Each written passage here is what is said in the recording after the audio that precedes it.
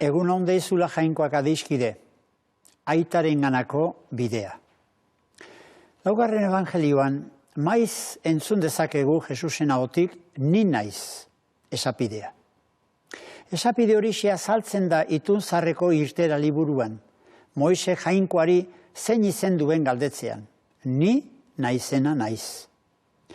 Garbi dago beraz, Jesusen esapidearen atzean zein aitorpen dagoen. Jesus Jainkoa da.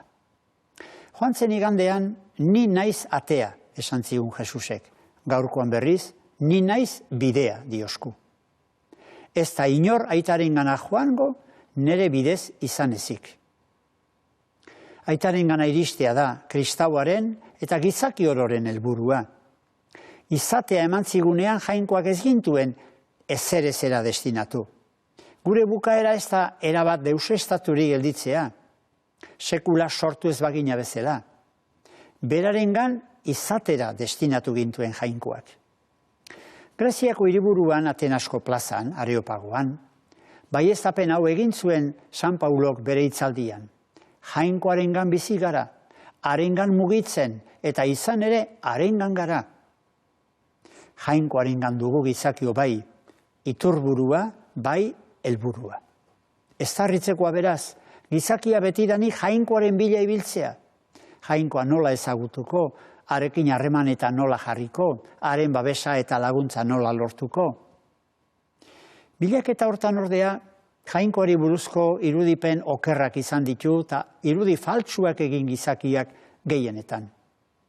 Gizakiarenak diren jarrerak eta jokaerak ezarri dizkio Jainkoari. Bere irudizpenezko Jainkoak asmatu izan ditu. Ezin du egiazko Jainkoa ikusi, ez da irudikatu ere. Nola iritsi orduan gizakia bere helburura Jainkoarengana? Galdera honen aurrean erantzun ausarta eskaintzen digu Jesusek. Guk oso benetan hartu beharrekoa. Ni naiz bidea.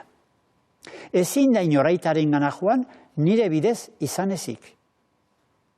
Jesusek hori zergati dioen ulertzeko, ezinbestekoa da gerosiago dioena ere entzutea.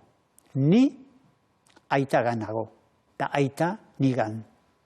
Ni ikusten hauenak, aita ere ikusten du. Jesusen hitz hauek dira giltza, bera nor den eta zer den eskaintzen digun ulertzeko. Ta ondorioz, Jesusekin elkarturik, haren hitzaren arabera, bizitzeko erabakia, zergatik har dezakegun ikusteko. Gizakia bere almen hutsez, Jainkoarengana iritsi ezin denez, Jainkoa bera hurbildu zaio, historiako une zehatz batean. Jainkoaren hurbiltze hori Jesusengan gertatu da. Jesus da Jainkoa gurekin. Jesusengan Jainkoa ikus dezake gizakiak. Jainkoa nolakoa den sumatu, Jainkoaren deia eta eskaintza entzun, eta horri erantzun. Jainkoarekin harremanetan bizi. Izan ere, Jainkoa gizakiana gerturatze horrek, Jesusek, erabat aldatu du Jainkoaren eta gizakiaren arteko harremana. Jainkoa bere adiskide egin du gizakia. Ta horri esker, iritsi daiteke bere helburura, harengan bete-betean izatera. Ohartzen ote gara horrek duen esanai sakon liluragarriaz. Ohartzen ote gara orain ez dugula Jainkoaren bila itsumustuka ibili beharrik, Jesusengan ikus dezakegulako. Egia da bai, hortako ezinbestekoa dugula Jesus bera ezagutzea. Haren irakaspenak arretaz entzun da sakon hausnartzea. Gure bizitza irakaspen horien arabera eramaten alegintzea. Eta egia da tamalez, Jesus ez dugula ia ezagutzen. Taren hitza gure baitan nekez dela sustraitzen. Halere, Jesus ezagutzen liluratua gelditu denak, aurkitu du altxorra. Bere izatearen eta bizitzaren norabide argia. Horretxek hartuko du Jesusen deiari erantzuteko erabakia. Jesus izango du bidea, egia eta bizia.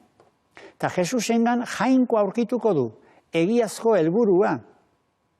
Jesuse berak diosku gaurko evangelioan, ni benetan ezagutuko baninduzue, nere aita ere ezagutuko zenukete. Hori jakinik, Jesusen jarraibidean sartu nahia da kristau sinestedun izateko arrazoi sakona. Ona, adiskide, 5. Pasko igande hontan, evangelioak eskaintzen digun mezu miresgarria eta dei zirraragarria. Dei hori zehaztuz, hau dio San Pedro bere gutunean. Hurbil zaitezte jaunaren gana. Harribizia da jauna. Ta haren gana hurbiltzen zeratelari zuek ere, harribizi izanez, espirituzko tenpluaren eraikuntzan parte hartzen duzue. Horrela, zuek jatorri hautatua zarete, errege eta apaiz, nazio santua, jainkoa beretzat aukeratutako herria. Ilunpetati bere argi zoragarrira, deitu zaituzten jainkoaren egintza bikainak iragarditza zuen. Adiskide, ez aldu merezi gaurko mezu hau entzutean geure buruari galdetzea, ukitu alnau Jesusen hitzorrek. Hartu aldut eta neure egin dei zoragarri hori. Nola erantzungo niokenik eskaintza horri? 50 egun, Pentekoste arte irauten duen igande handia ari gara kristauok ospatzen Paskualdian. Bukaerarik izango ez duen igande handiaren irudi eta aurrekari da. Egokiera ederra Paskualdia. Jainkoa Jesusengan gure alde ari duen salbamen egintza hausnartzeko, eskertzeko eta ospatzeko. Izan ongi, hurren arte.